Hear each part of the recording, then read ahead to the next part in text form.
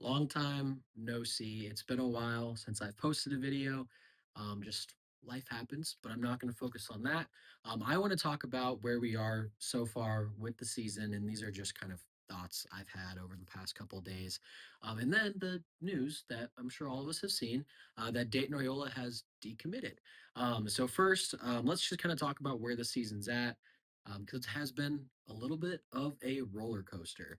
Um, honestly, my most recent thoughts going into this Penn State game are pretty positive. I know that we've only won 7 games. I think everyone would have thought and hoped that we would have won more at this point. But all things considered, it's a pretty good spot to be at. So those 7 games that we've won, it's a nice feeling. It sucks, we always want to win all of them. We never want to lose, but it's not a bad spot to be. We definitely have made progress since last year. In addition to that, I kind of wanted to address just negativity in the Husker fan base. I know I have been a part of that, not necessarily on here or on social media because I don't really have social media or Reddit, but things like cheering or booing or things like that at the games. And one thing that I've really tried to take a step back on is to have a more open view and just easy goes it approach to how things are going. So try not to get too down on things. And I really just push that out there for all of you that watch games, that keep up with the team. This is not going to be an easy road. It is not 1995.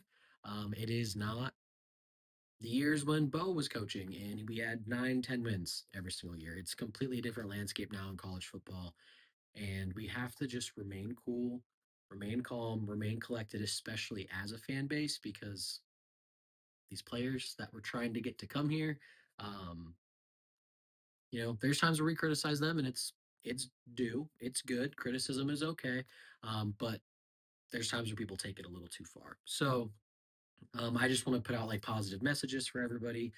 Let's have a really good positive mindset going into this week against Penn State because this is going to be a big game. I know that we were slated to lose by like 10 points, which I think is kind of crazy. Part of it makes sense, part of it doesn't make sense. It's a night game in Happy Valley, but tickets are going for like $7. So I don't have a big hope that it's going to be a rowdy Penn State crowd at all. Um, so it's just positivity. Let's just be positive with it. Now, talk a little bit more about the Penn State game. I will preview that just a little bit. So Penn State, we all kind of know where they're at. They fired their coach. They lost 6 games in a row. And then they beat Michigan State. So they're at this point just really fighting for a bowl game. If they beat us this week, they get to go to a bowl game. They lose to us this week, which we really hope happens, they don't get to go to a bowl game. We need to be the team that says you're not going to a bowl game. This is that hoop to jump over or that mountain to climb right now where, hey, we are going to a bowl game. Plus, we got another win. We're at 7, but how far can we take this? Um, we got to win against Penn State or we have to win against Iowa. Best case scenario is we win both and we go to a great bowl game. But if you look at it more honestly, we're probably going to lose one of these next 2 games. So we have to ask ourselves, which one do we prefer to win the most? Personally, Iowa. But I want to see us beat the snot out of Penn State. Issue is defensive line, and our defense is not the best against the run. We're not the worst, but we're not great. So this is really going to come down to defense. Can we stop the run? And can our secondary play well? Our secondary has played well all year. That's what it is. But defense, not so, or defensive run defense, not so much. That's going to be the key. That's what everybody is saying. I'm not just trying to repeat that. If you actually watch the games, you see it. So that's going to be what we have to look for. Um, I'm going to give my prediction real quick, just because I'm not going to make another video between now and the game.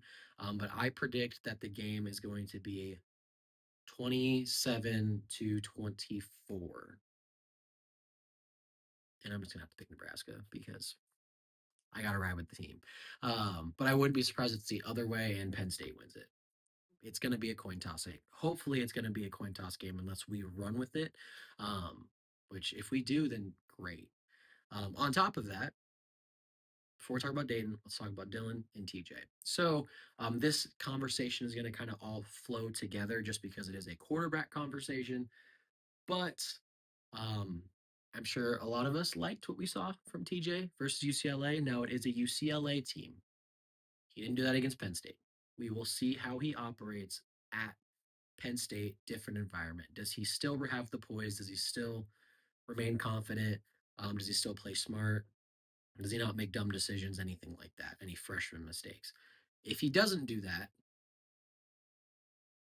and we win the game, we have a what you consider like a problem on our hands. It's a good problem to have.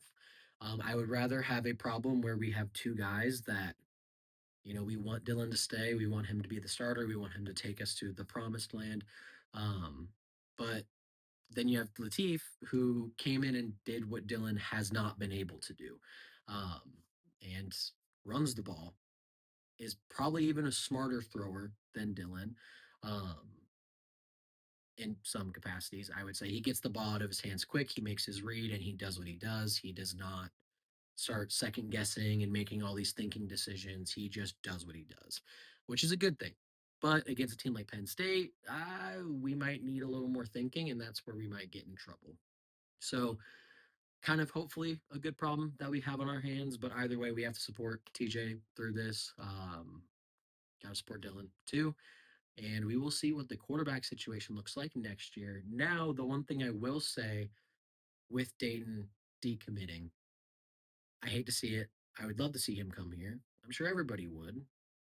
But if you look at the writing on the wall, just with the situation, if TJ stays and Dylan stays, then there's going to be Dayton, who will probably be fourth if Marcos stays. I don't think they're going to put him over Davila, just based on the things we hear. Now, that might be a little more competitive, but it will definitely be Dylan number one, TJ number two, and then figure it out from there because Jalen Gramstat will be moved on to coaching or whatever he's going to do. So he probably sees that and is like, dang, I'm not going to be able to play at all. That's going to kind of suck, but development pieces, whatever, whatever. Now, I wouldn't be surprised if it was a mutual thing between us and Dayton. We know TJ Latif is good. Is he great? We don't know. We'll figure that out in time. Hopefully he stays. I think that this is a good sign, though, that TJ is going to probably stay because you were going to have to pay Dayton something. Not saying Dayton was going to take a lot, but he has a little bit of pull because his brother is the starting quarterback here. He has that Raiola name. He's going to ask for some money, and he deserves it for wherever he goes, more than likely. Um, the thing is, where do we want that money to go? Do we want that money to go to a four-string quarterback, or do we want that money to go to TJ Latif or defensive lineman in the portal? I don't think we have a need at four-string quarterback right now. We have Trey Taylor coming in 2027. He's been peer recruiting out of his ass like crazy, which is a good sign. Dayton hasn't really done anything, which I understand he doesn't have as big of a pull. He doesn't, but and he also can't do much because the 26 class is like nobody. But I don't think it's a bad thing. It sucks. It does. I wish we could have him, but in this day and age where you can't have a 200-man, 150-man roster. It has to be a certain limit, and you can't have walk-ons. Dayton would have been a great walk-on. He would have. Would he have done that? Probably not.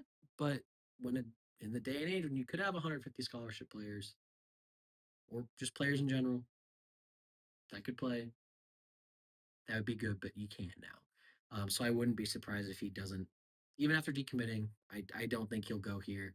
Maybe later he will, but I think it's a good thing overall. Let's spend that money on TJ, keep a backup, have a guy ready to go when Dylan leaves after next year and is ready to just take us and run with it. And or use that money in the portal to get some guys that we need help with positions. Offensive line, can't forget to mention that.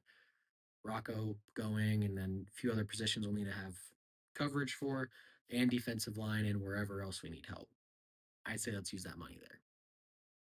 But yeah, that's kind of the state of my thoughts right now with the Husker program for football. Um, we'll just see how this weekend goes. I said 27-24, Huskers winning it. So that hold me to that. Hopefully that's what happens. If not, we beat them by more. But we got to get it done, and we have to relax as a fan base. It's not the end of the world that Dayton left. It's not the end of the world if we lose to Penn State. We got to beat Iowa. Honestly, that's where it's at. Let's beat the brakes off of Iowa. Till next time, thank you for watching. Thank you for checking in. And I'm hoping to be a little more consistent going forward now that life is where it's at. But yeah, see you next time.